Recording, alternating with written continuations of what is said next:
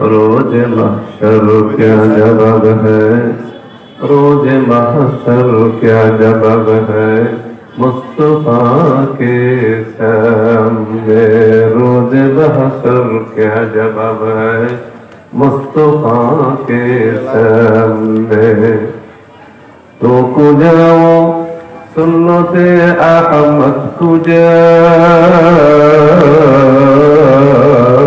तो कुजाओ सुन्नते अहमद कुजा। बा मुहम्मद कैबुवत निस्बुत्तुरा, बा मुहम्मद कैबुवत निस्बुत्तुरा। अल्लाह ताला अला खैरि खल्किही मुहम्मदिन व अला आलिही व अस्हाबिही अजमाइन। आमीन सुम्मा आमीन या रब्बल आलमीन। इन्नाल हम्दुलिल्लाह। জায়গির দারুল মাদ্রাসা ও এতিমখানা উদ্যোগে আজকের এই মাহফিলের সম্মানিত সভাপতি,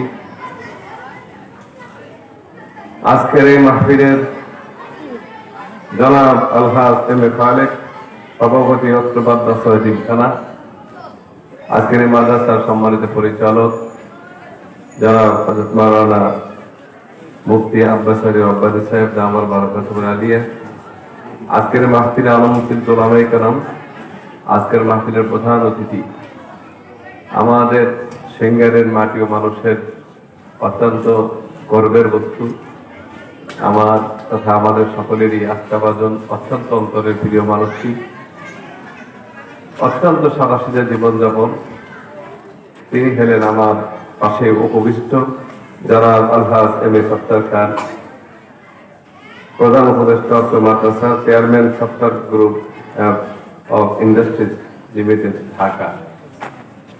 অনেক আরো অতিথিবৃন্দ, আমার সামনে আমার দিনী ভাইয়েরা, পর্দার মা ও বোনেরা, সকলকে প্রথমে এই জন্য আল্লাহ শুকরগুজার হচ্ছি যে আল্লাহ আপনাকে আমাকে কিছুক্ষণের জন্য সারা জীবনের যত হায়াতকালা দিয়েছেন তার থেকে এমন একটি সময় নিয়ে কিছুক্ষণের জন্য আমরা এমন একটি বিছানার উপর বসতে পারছি যে বিছানার উপরে বসলে আল্লাহ পাক গুনাহ মাফ করে দেন।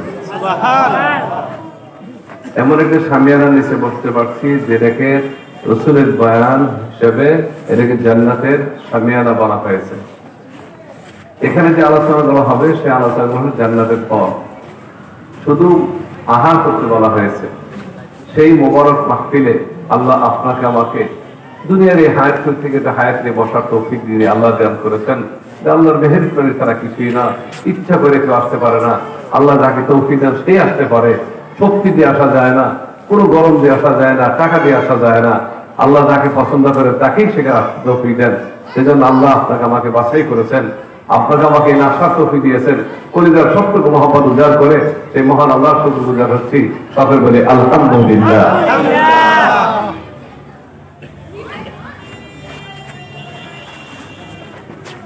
আমি পবিত্র কালামে মাজিদ থেকে খুব ছোট্ট একটা আয়াত পাঠ করেছি। রাসূলের যতগুলো বিশুদ্ধ বা বাণী রয়েছে তার থেকে ছোট্ট একটা হাদিস আপনার সামনে পড়েছি। এই প্রসঙ্গে সংক্ষিপ্ত আলোচনা হবে যদি আল্লাহ তৌফিক দেন। আর ওই কথাগুলোর জন্য আমি আমল করতে পারি, আপনাদের জন্য আমল করার তৌফিক দান করেন, বলেন আমিন। ভাইয়ের আমার, পর্দার মা বোনেরা আমার, আজকে আমরা এখানে বসা আছি। আমরা যদি যোগ বিয়োগ করি আজ থেকে 100 বছর আগে কি আমরা এখানে ছিলাম? ওই ছোট বাচ্চাগুলো করে কেন বাচ্চাগুলো সামনে তো 100 বছর আগে আমরা এখানকার যারা বসা আছি কেউ ছিলাম কি? বলেন, কেউ ছিলেন? আর 100 বছর পরে এখানকার কেউ থাকবে? কাউকে পাওয়া যাবে? তাহলে কোথায় ছিলাম, কোথায় যাব? কোথায় ছিলাম, কোথায় যাব? এটাই হলো বিষয়। মানুষের জীবনের ধাপ হলো তিনটা। কয়টা? কয়টা? অতীতকাল, বর্তমানকাল, ভবিষ্যৎকাল। ঠিক ওইরকম ভাবে মানুষের পুরো জীবনের উত্থান পতনের যুগ তিনটা। একটা প্রথমে ছিলাম আপনি আমি সকলে কোথায়? রুহের জগতে। কোথায় ছিলাম? ও সংক্ষেপে আলোচনা, বেশি লম্বা আলোচনা হবে না। যারা আছেন রাস্তাঘাটে মানুষের মেহরবানি করে এসে বসতে বলা হয়। আপনি অনেক রাস্তায় দাঁড়িয়েছেন, গল্প করেছেন, চা দোকানে বসছেন, কিন্তু হতে পারে এই মাহফিলের মধ্যে যে কথা এরই জীবনের শেষ আলোচনা হতে পারে কিনা জোরে কম। কাজেই আমরা সবাই বসি, অল্প সময়ের মধ্যে দোয়া হবে ইনশাল্লাহ। মানুষের জীবনের ধাপও তিনটা। একটা ছিল কখন? আলমের আবহাওয়া। বলেন কোথায়? এখন বর্তমানে আছে কোথায়? আলমের দুনিয়া। এরপর আমরা কোথায় যাব? আলমে আখিরাত। আলমে বরজাখ ওটা আখিরাতের মধ্যে। এরপরে কোথায় যাব? আলমে আখিরাত। আলমে বরজাখ থেকে পরকালের যুগ শুরু হয়ে গেল। এখন কথা হলো, মানুষ যখন গাড়ি চালায় রাস্তায়, তখন গাড়ি চালানোর সময় তিনটা দিক লক্ষ্য করতে হয়। একটা হলো গাড়ির ভিতরে কি আছে, কিভাবে চলতেছে এই দেখা।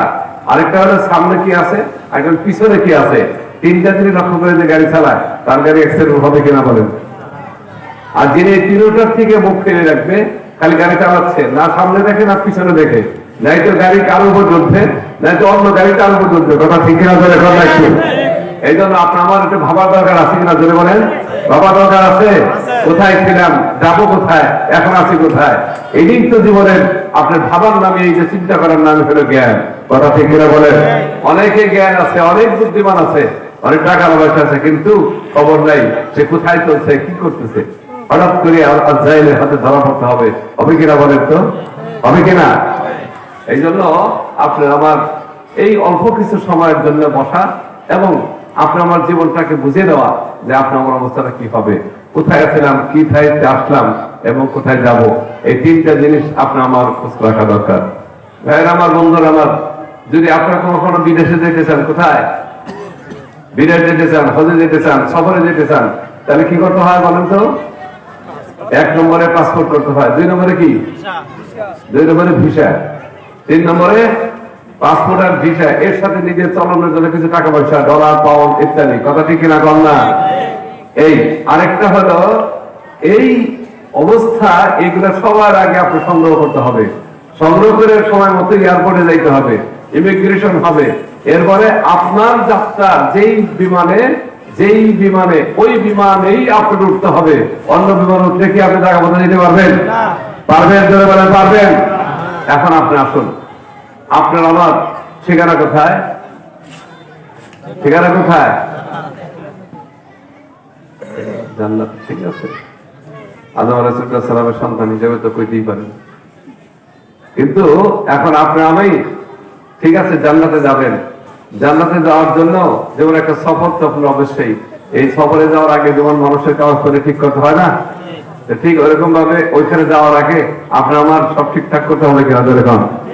হ্যাঁ, আপনি জান্নাতে যাবেন, জান্নাতের জায়গার যে মালিক হলেন, দুনিয়াতে যদি একটা প্লটের মালিক হন তাহলে কি লাগে বলেন? দলিল লাগে কিনা? দলিল লাগে কি লাগে? দলিল লাগে কি লাগে? এই যে মানি, টাকা পয়সা দেওয়ার পরে চায় না, এখন বাইরেও চাষা দেয় না। কথা ঠিক কিনা কর? বিশ্বাস করি না, কোনো কথা বিশ্বাস করি না।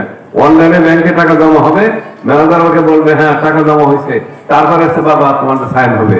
কথা ঠিক কিনা কর না কেন? তাহলে আপনার আমার যে এই যে জান্নাত, যে আপনার এই জান্নাতের জায়গাটা, জান্নাতে যাবেন আপনার বাড়িতে, এই বাড়িতে রেস্ট্রি নিতে যাবে না? বলেন কি করে? রেস্ট্রি করতে হবে কিনা? রেস্ট্রি ছাড়া যদি কোথাও যাই আপনার দখল করেন, কি অবস্থা হবে বলেন? কি অবস্থা হবে? চামড়া নিয়ে আসা যাবে তো? হ্যাঁ, ওখানে যেমন গতিক আপনার আমি যদি আপনার আমার জায়গাটা ঠিক না ঠাক না করে যাই, সেখানে গেলেও বিপত্তি। কথা ঠিক কিনা কম? এই জন্য আপনার আমার ঠিক করে দেওয়া দরকার আছে কিনা বলেন? আছে কিনা ধরে বলেন। এইটাই চিন্তা ভাবনা করার জন্যই মাহফিল, এটা চিন্তা ভাবনা বোঝার জন্যই দিন, এটা চিন্তা ভাবনা করে মসজিদ মাদ্রাসা, এই জন্য চিন্তা ভাবনার জন্য ওরা আমাদের দরবার। কথা ঠিক কিনা ধরে বলেন। এগুলো এই জন্য দরকার। যাই হোক, এই আপনি আমি একদিন ছিলাম কোথায়? রুহের জগতে। কোথায় ছিলাম? আবার এখন আছি। আবার কোথায় যাব? আবার সেই রুহের জগতে ফেলে দিতে হবে। কোথায় যেতে হবে? রুহের জগতে। আমার আল্লাহ বলেন বিসমিল্লাহির রহমানির রহিম يا أيها النفس المطمئنة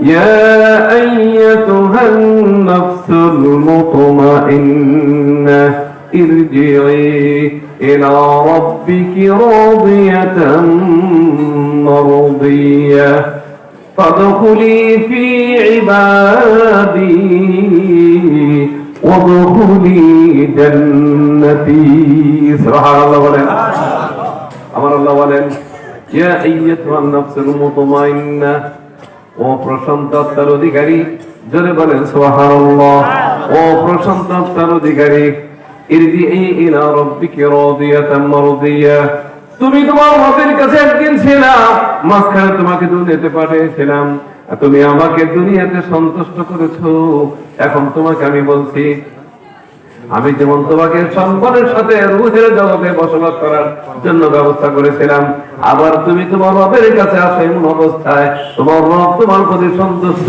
তুমিও তার প্রতি রাজি সন্তুষ্ট তুমি তার রবের কাছে আসো তোমার জন্য আমি ব্যবস্থা করে রাখছি তুমি চিন্তা করেন এই জন্য আমার রাসূল বলেন আল কবরু ইম্মা রাউদাতুম মিন রিয়াদিল জান্নাহ ওয়া ইম্মা হুফরাতুম মিন হুবারিন নার আমার রাসূল বলেন এই যে মাটিতে তো প্রথম আলমের বর্তকে মাটিতে যাবা এই মাটির গর্তটা কারোর জন্য হবে জান্নাতের একটা উদ্যান বাগান কারোর জন্য হবে একটি জাহান্নামের গর্ত কার জন্য একজনের জন্য কি হবে জান্নাত